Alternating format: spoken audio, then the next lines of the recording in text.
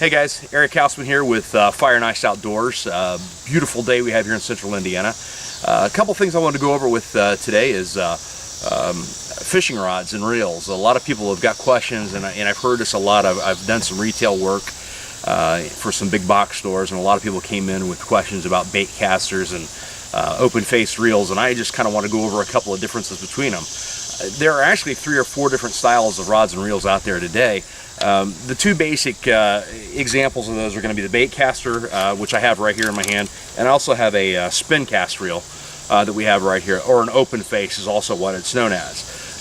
There's 2 other ones that you hear quite a bit used, and that's kind of like, not to drop a name, but Zebco 33 has got like an enclosed Baitcast style reel that, or what you'll see on like the Snoopy poles or something like that are all enclosed.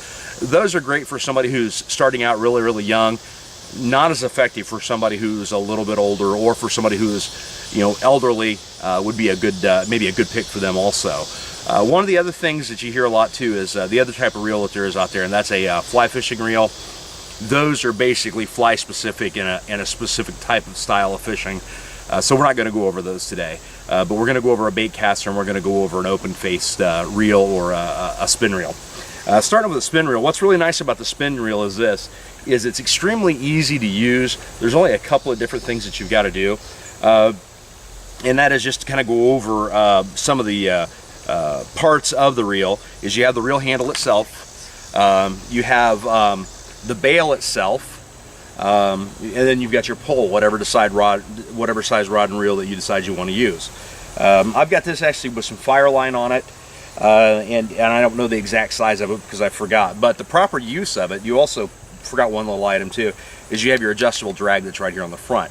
What a drag does is, as the fish pulls, it will actually kind of give a little bit of line, so you're not putting so much tension on the line that you'll break it. So that's adjustable right there, and the harder you crank down on it, the harder it is to pull the line out. So if you had a shark on here, you would have it crank down really hard. If you had a bass pull down, you want to just, basically what I shoot for when I'm pulling drag on a bait caster or on an open face is when I can pull it with my hand, I know it's set right. That's kind of my rule. And I fish in bass tournaments and stayed out there on the trail for a while, so that's kind of how I did it when I was there. This right now I've got with a soft jerk bait on top of it, rigged a little different, as my son was using it last time we fished. So that's how this is rigged.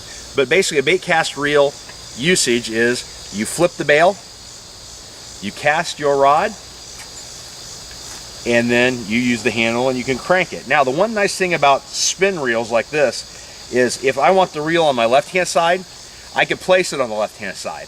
If I want my reel on the right hand side, then all I've got to do is unscrew a plug that's on this side, and it's actually threaded. I don't know if you can see that or not, but I'll hold it up to the camera here in a second. It's threaded like a screw, and what that does is that actually goes in that end of the reel, or the handle, and if you need to switch sides, if you're more comfortable reeling one way or the other, then what you could do is you could switch sides, screw that back in, and it'll attach that way. Obviously, if you don't have the screw in it, it's going to fall out. So that's why you need that screw in there. I like to reel left-handed. Some people think that's crazy. It's just how comfortable I am with it, and that's okay. It's about your comfort and about your enjoyment. So I'm going to put that back together here real quickly, and then we're going to move on to the bait caster. I recommend a good quality reel when we're doing this. You know, there are reels out there that you can get for 10 or 15 bucks at the big box stores, and that's okay. I mean, they work for a while, but they don't have the ball bearings. This one right here has got quite a few ball bearings in it. It's actually got, I believe, 8 or 10 ball bearings in this one. So the more ball bearings, the better you're going to have the movement of the machine inside here. There's a bunch of gears that work this. So the more ball bearings, the smoother it should be. All right, I'm going to go switch off to the bait caster right now. Now, I know I said I like left-handed reeling on that one. I do, but on this rod and reel combo, I like to reel with my right hand. I know I'm kind of weird that way. It's kind of an odd thing, but that's what I do. The difference is this between a bait caster and a spin cast is you have a spool that's in here that you've got your line on, okay? And what happens is there are magnets and different tension devices that are inside these reels that you adjust the tension to it, and then you cast it. The biggest problem that I hear from people is, Eric, when I cast my reel, I get a backlash. Well, a backlash is not a good thing. You don't want one of those. And what that is when you cast it and this thing gets going too fast and you get some string that popped up. Now that's not a bad backlash, I just did that. The best way to fix that is to put tension on the spool and pull it out by hand and keep working it until you get to where everything's nice and smooth and tight again, and then you can crank that back down. Again, the biggest differences are you're actually going to have a button here that you're going to push down. That's going to release this spool to move. It re-engages when you crank the handle. Now, the drag system, if you remember on the front of the spin reel, was up here in the front of it. Well, with a Baitcaster, it's not. It's actually this star-shaped portion right here. And so as you crank that up or down, that again tightens or loosens that spool. And again, remember my rule of thumb is if I can pull it out by hand, real nice and easy, then that means that that's probably a pretty good tension to have everything set at.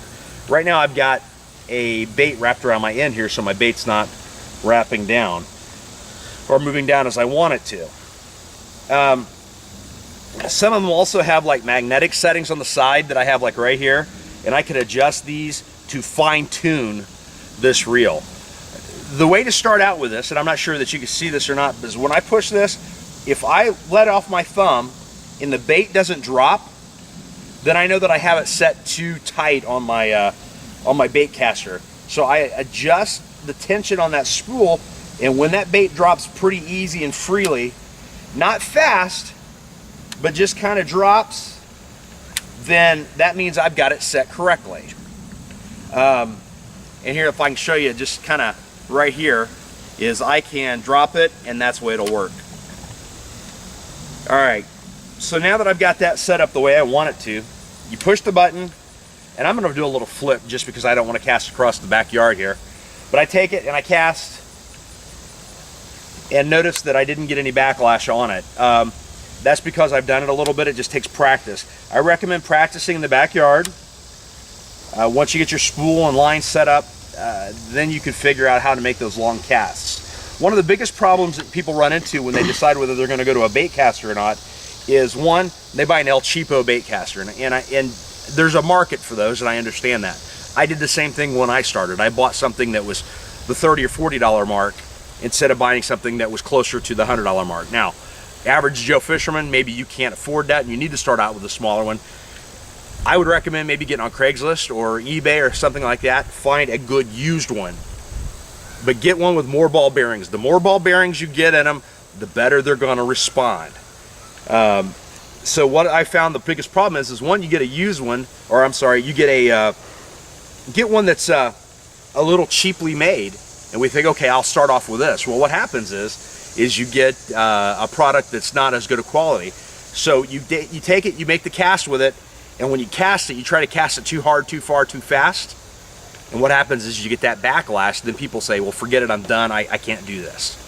It takes practice. So you just take it nice and easy on the cast, keep your thumb right on the spool while you're doing that, and you can break it. If you see it's going to hit a tree or something, stop it before it hits it. Because if this bait stops moving, there's still motion in this spool, and it's going to spin really fast, and that's what causes the line to come up. So those are a couple little quick tips today that I wanted to give you. FireandIce.com is our website. We sell custom turkey calls, and also going to start getting into some other game calls and different products along that lines. We've also kind of expanded. We're not just turkey calls anymore. We're Fire and Ice Outdoors, and what we're doing is we're working on a web series that we're going to start doing a 30-minute program that we're going to try to get out there in the market, do some hunting and fishing and outdoor recreation type of events, from whitewater rafting to mountain biking. We're also going to be hopefully using wounded warriors, folks who are fire, police, EMS that have been injured in the line of duty. We've also got some kids with some disabilities and illnesses that are going to want to get out in the woods too, and that's what we're going to be working on. We do have a Kickstarter program right now. If you're not familiar with that, it's Kickstarter.com, and you can go to Fire and Ice Outdoors on that. And what that'll do is it'll give you the opportunity to get a part of this program with us to hopefully raise the funds we need to do this. But if not, we're going to be seeing a lot of things here on YouTube and placing a lot of videos here on YouTube to give you some great outdoor tips, some fantastic hunting adventures that we're going to have, fantastic outdoor adventures we're going to have,